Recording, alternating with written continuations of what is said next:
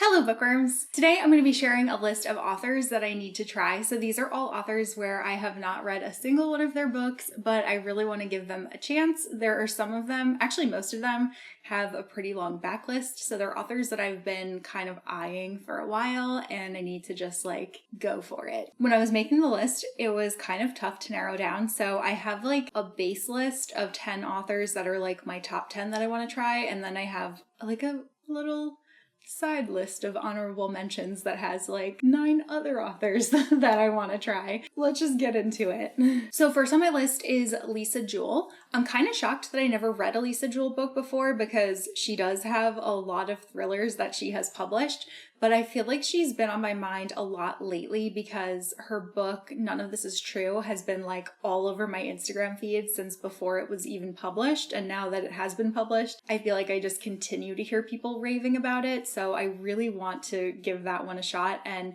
that's definitely the first book of hers that I'm going to be trying. And if I like it, then hopefully I'll be able to pick up some of her backlist, probably from the library. But yeah, I feel like that one is a good place to start. It seems universally loved. I don't think I've seen a negative review for that book just yet. So that is my number one on this list. The next author on my list is Karina Halle. So a lot of her books appeal to me. There are so many of them that I think just have such great concepts, but my first one of hers is definitely going to be Hollow because I'm planning on reading it within the next week or two. It's available on Kindle Unlimited and it seems like it's absolutely perfect for the fall season. It is a dark academia, gothic, romantic retelling of The Legend of Sleepy Hollow.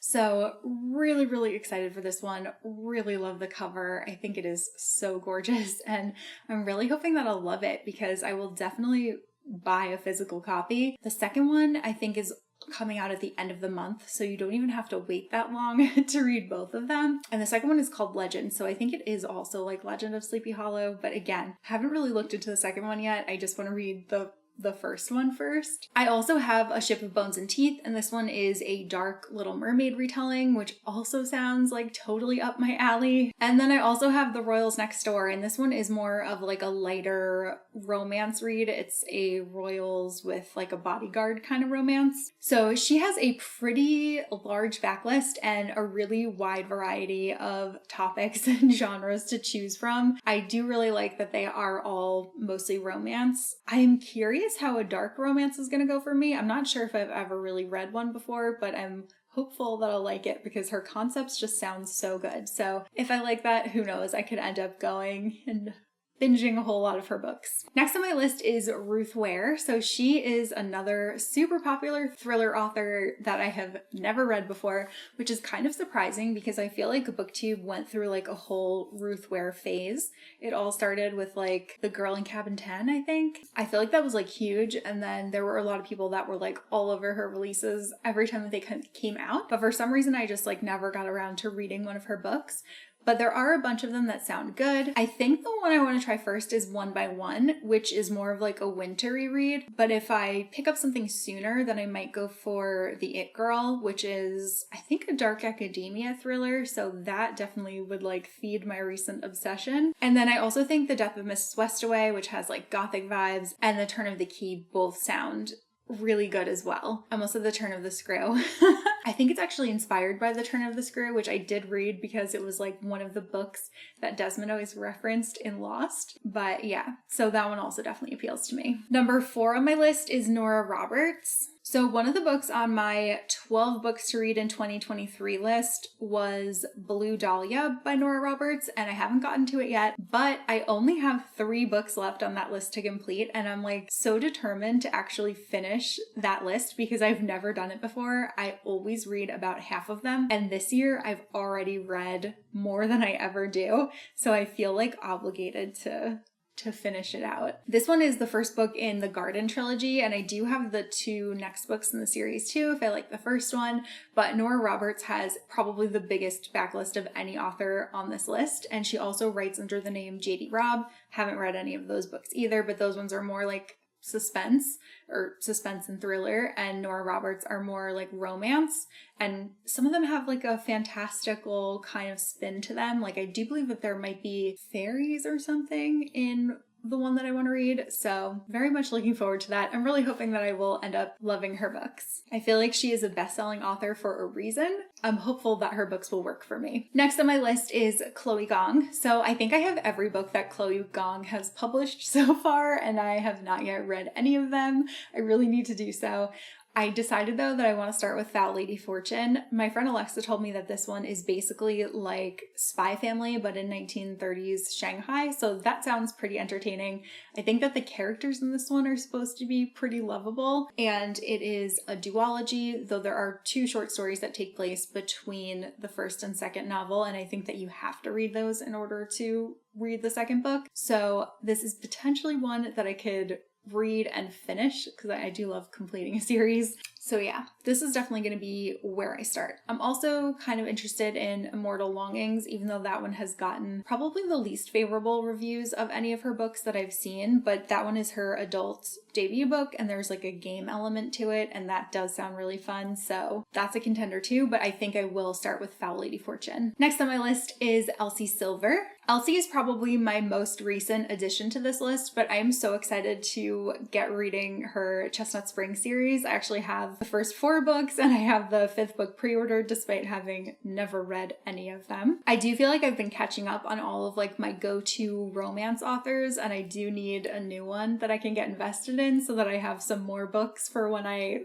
feel like I need something like that in my life. I also like, from what I've heard, that these are kind of like cowboy-ish romances without fully being cowboy romances. I think that they all like kind of take place like around horses. Like maybe it's more of like a horse girl kind of romance versus an actual full-blown cowboy romance. That sounds a little bit more accessible for me as an entry point. I could be wrong, but that's what I've been led to believe. Also, on a semi-unrelated note, I went to Nashville earlier this year and I do feel like I need to get a pair of cowboy boots. Next on my list is Frida McFadden. Frida is another thriller author and thankfully the majority of her books seem to be available on Kindle Unlimited. For her, I think I would start with The Housemaid. I feel like that's the one that I've seen most often, and I believe there's a sequel to it that is also available on Kindle Unlimited. However, let me know if you think that there's a different book that might be a better starting point. I feel like this is just the one that I've seen the most, so it's the most like on my radar. And I'm also really excited for her new book, The Teacher, that's coming out in February. I almost said fall. That's coming out in February of 2024. Then I would like to start reading some Lynn Painter. Everyone who has read Lynn Painter seems to love Lynn Painter, so I definitely want to see what she's all about.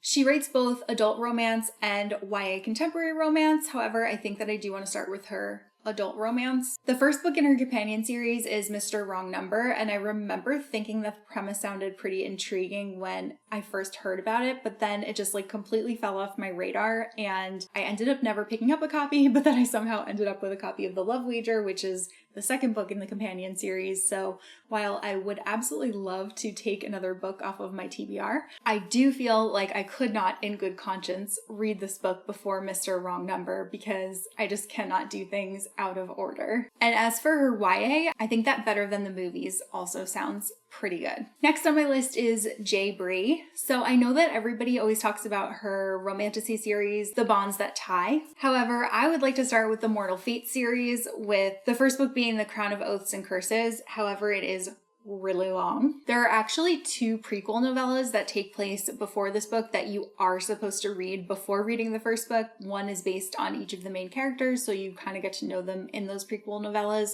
So I do want to do that before picking this one up. And then J. Bree also has a ton of other romance novels, so we'll see how it goes with her. And then number 10 on my list is Katrina Ward. So she writes horror novels, and while I had always heard about her book, The House on Needless Street, I somehow kept thinking that it was like a Stephen King book because of his book Needful Things. It probably is a nod to him and his work, but for some reason, like it didn't click for me until recently. So Katrina really got on my radar with her newest release, which is Looking Glass Sound. Everything about this book sounds like something that I would love. It takes place on the coast of Maine. We are following a writer who is writing like his last story where he's going to be exposing some of his childhood happenings where him and his friends had a run-in with a serial killer that was on the loose in their small town. So like all of that is what I love. Like, that sounds so good to me. And also this cover, just like from the moment I saw the cover, I was just like, wow, like that is a book that I want. And then moving on to my honorable mentions. First up is Sarah Adams. I think that her When in Rome series looks so cute. I feel like these also get a lot of praise. They've gotten like super popular and I think the covers are just adorable. But I'm also really interested in her Charleston series, and that probably is because I am a Southern Charm fan. Next is Lauren Asher. So she wrote the Dreamland Billionaire series, which is all about these billionaires who run these parks that are basically like Disney. So I do really love the idea of like the heirs of Disney romance novels. That just sounds like a lot of fun. And the first one, I think, is kind of like almost like a romance between an Imagineer and one of the owners of the company. Very excited to read this. Next on my list is Jenny Holiday, and it's really funny, like, because I have seasonal books from her, so I keep kind of flip-flopping between what I want to read first based on the season. So anytime that we're like approaching summer, I'm like, I'm totally reading Mermaid in the summer, and then I don't. And then anytime that we are approaching like fall, winter, I'm like, all right, I should probably just read A Princess for Christmas first. And then I hadn't. So now that we're in fall and approaching winter, I'm back to thinking that I will read A Princess for Christmas first. We'll see if I actually do it this year. Next on my honorable mentions is Alex North. So he is a thriller writer. He's written a couple books. All of them look really good, but I've especially heard good things about The Whisper Man. I think that would be the first one I pick up. And I do think that his books are set like in the same universe. So there might be some kind of like Easter egg for other books. Next up is Katie Robert. I swear the Dark Olympus series has been on my TBR like since the first book came out, and I just haven't gotten around to them yet. So I really do want to make these a priority at some point. Really hopeful that I will enjoy these. The first one is based on Hades and Persephone. This one isn't the strongest in the series necessarily, so I do know that I should continue after this one, but haven't done so yet. Then another one is Emma Hamm, and Heart of the Fae has been on my TBR again for what feels like forever.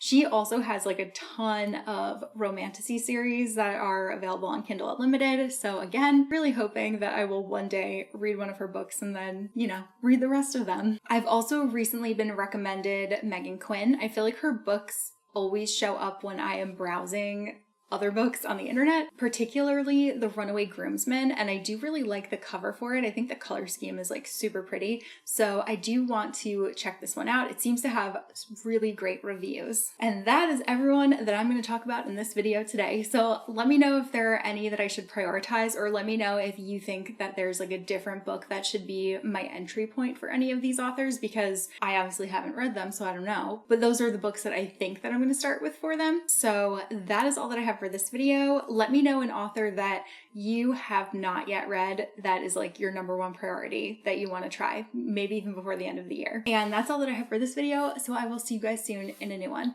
Bye!